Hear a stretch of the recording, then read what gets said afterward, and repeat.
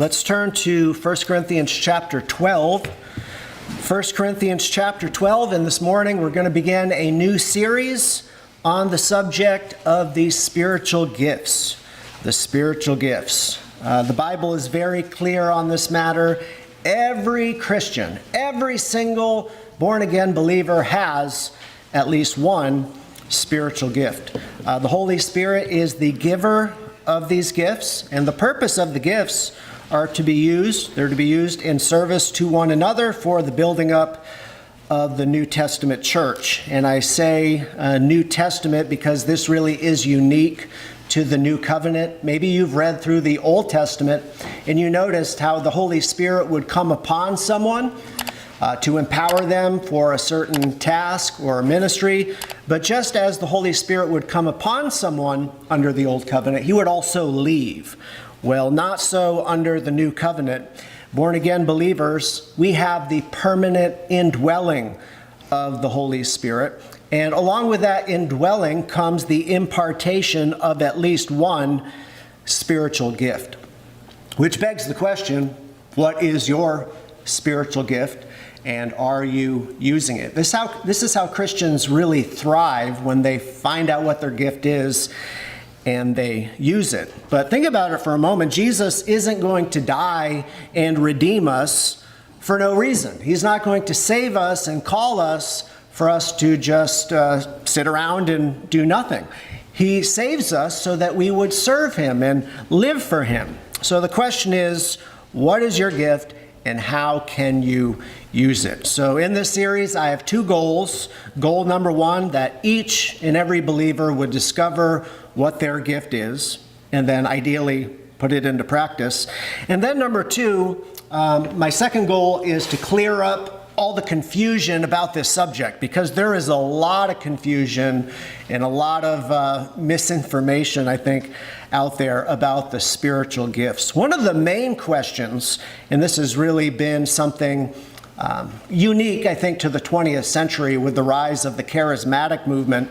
The main question today: are the miraculous gifts of the Spirit, like tongues, prophecy, and healing, are they still for today? Are they still in operation today? Should we expect to see miracles commonplace in the local church? So that is, again, a debate that has been raging, a hot topic for the past several decades, if not more. But we'll get to all of that, but let's begin. 1 Corinthians 12, 1 through 11.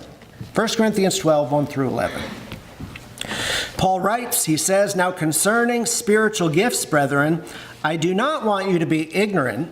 You know that you were Gentiles, carried away to these dumb idols, however you were led. Therefore I make known to you that no one speaking by the Spirit of God calls Jesus accursed. And no one can say that Jesus is Lord except by the Holy Spirit. There are diversities of gifts, but the same Spirit. There are differences of ministries, but the same Lord. There are diversities of activities, but it is the same God who works all in all. But the manifestation of the Spirit is given to each one for the profit of all. For to the one is given the word of wisdom through the Spirit, to another the word of knowledge through the same Spirit, to another faith by the same Spirit, to another gifts of healings by the same Spirit, to another the working of miracles, to another prophecy, to another discerning of spirits, to another different kinds of tongues, and to another the interpretation of tongues. But one and the same Spirit works all these things, distributing to each one individually as he wills." And may God add a blessing to the reading of his word. But this is a very important passage on the subject of spiritual gifts. There's something like 3 passages that give a list of all of the gifts. We'll get into all of that, and I'll cover some of the statements that Paul made in just a moment.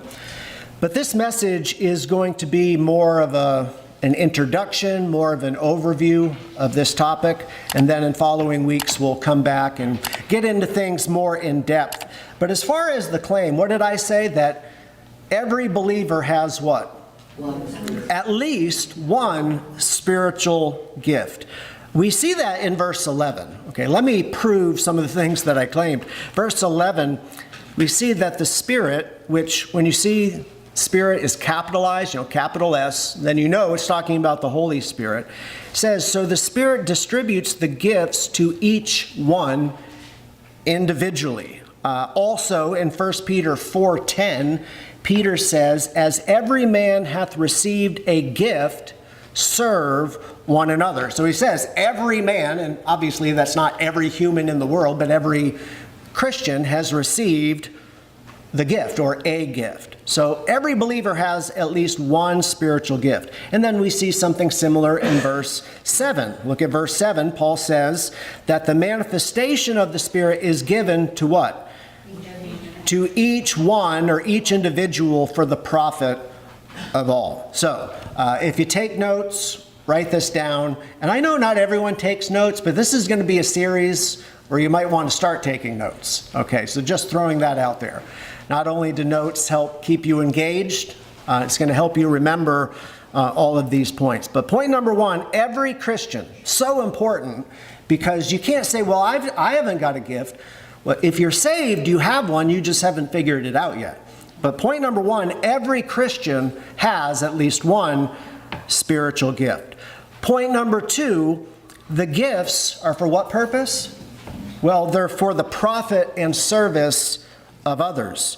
So this is a very critical point, that God doesn't give us gifts to serve ourselves or to build ourselves up. We are given these gifts to build up others and to build up the church. This is going to become very important later on when we talk about the gift of tongues, because the way some people view tongues, they speak in tongues, or they say they're speaking in tongues as a way to build themselves up. But that's not the purpose of the gifts. They're to build up others.